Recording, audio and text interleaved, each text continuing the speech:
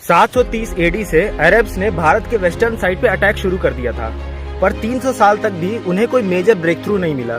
Arabs Bharat के सिंध और Gandhara reason से आगे बढ़ ही नहीं पा रहे थे। इसका रीजन ये है कि उस समय भारत के वेस्टर्न साइड पे एक बहुत बड़ा इंडियन एम्पायर हुआ करता था, जिसने जुनैद और हुली शाह जैसे अरब कमांडर्स को बहुत आसानी से हराया। And this legendary empire was called Gurjara Pratihara empire, जिन्होंने भारत के वेस्टर्न साइड पे 730 एडी से 1050 एडी तक रूल किया।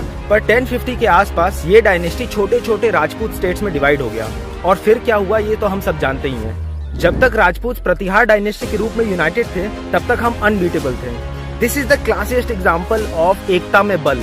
आज रिपब्लिक ऑफ इंडिया के रूप में भारत यूनाइटेड है, और इसी यूनिटी का नतीजा है कि आज दुनिया भर के diplomats, foreign minister, prime minister Bharat के दरवाजे खटखटा रहे हैं। ऐसे और भी बहुत सारी कहानियों के लिए हमारे चैनल को सब्सक्राइब करिए। ஒரு சிங்கமும் புலியும் சண்டை போட்டுச்சுன்னா எது ஜெயிக்கும்? விடை தெரியாத கேள்வியா இருக்குல்ல. அதே மாதிரி தான் வரலாற்றில் ஒரு மிகப்பெரிய சம்பவம் இருக்குது.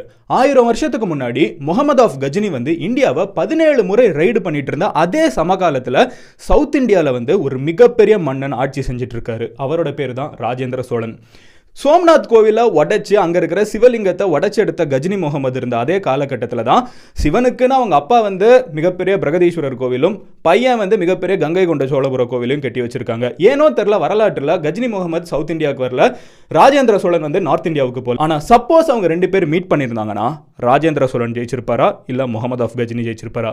என்னை பொறுத்தளவுக்கு வேகமாக அடிச்சுட்டு திருடிட்டு ஓடுற முகமது ஆஃப் கஜினியை விட நின்று அடிச்சு ஆடுற ராஜேந்திர சோழன் ஜெயிப்பாருங்கிறது என்னோட ப்ரெடிக்ஷன். உங்களோட ப்ரெடிக்ஷன் என்னங்கிறத கமெண்ட்ல சொல்லுங்க. இந்த மாதிரி புது இன்ஃபர்மேஷன் டெய்லி தெரிஞ்சுக்கிறதுக்கு மதன் கௌரி சேனலை சப்ஸ்கிரைப் பண்ணுங்க.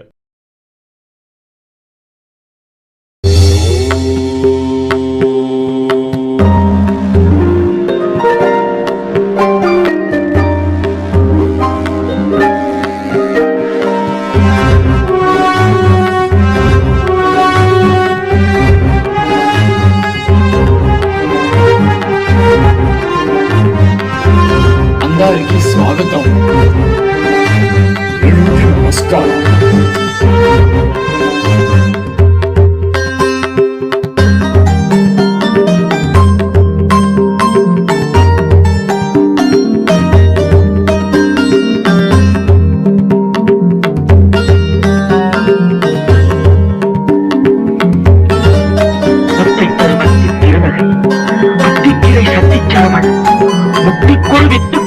எனவோடு முருகா முத்தை கருமத்தின் திருநகை.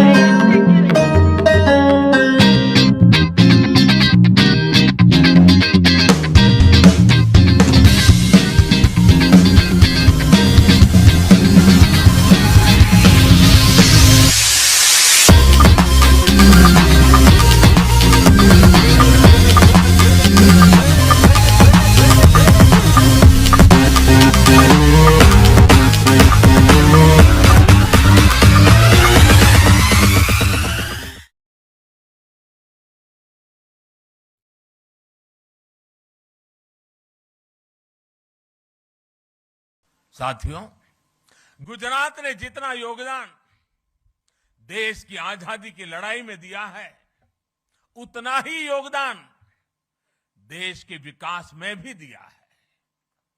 गर्वी गुजरात भारत के गर्व और शान का पर्याय है।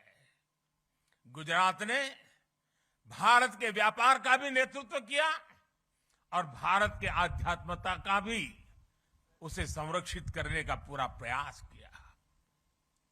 सदियों के संघर्ष के बाद जब भारत आजाद हुआ तो हम गुलामी और अत्याचार के घावों से भरे हुए थे।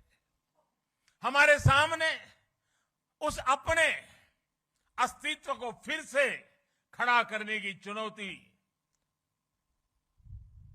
उसको लेकर के हम खड़े थे, लड़े थे। भारत के इस सांस्कृतिक आजादी की शुरुआत भी सरदार साहब के नेतृत्व में गुजरात से ही हुई थी। सोमनाथ मंदिर का पुनर्निर्माण राष्ट्र के पुनर्निर्माण के संकल्प के रूप में हमारे सामने आया।